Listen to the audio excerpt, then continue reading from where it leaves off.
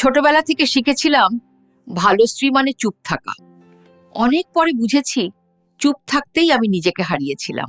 সবাই ভেবেছিল আমি খুব শক্ত মেয়ে, কিন্তু কেউ বুঝতে পারেনি নীরবতার আড়ালেই আমার সবচেয়ে বড় ক্লান্তি লুকিয়েছিল। সব সময় একরকম থাকলেও ভেতরের মানুষটা যে প্রতিদিন বদলে যাচ্ছিল সেটা কেউ দেখেনি।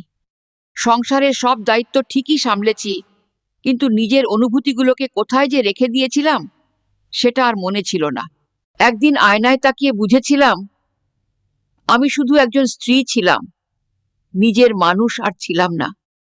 নিজের কথা না বলার অভ্যাসটাই একদিন আমাকে সবচেয়ে বেশি একা করে দিয়েছিল। আজ বুঝেছি নিজের জন্য কথা বলাই ছিল আমার জীবনের সবচেয়ে বড় সাহস। এই জীবনে আমি একটা জিনিস শিখেছি, নিজেকে ভালোবাসা শিখলেই বাকি সব ঠিক হতে শুরু করে।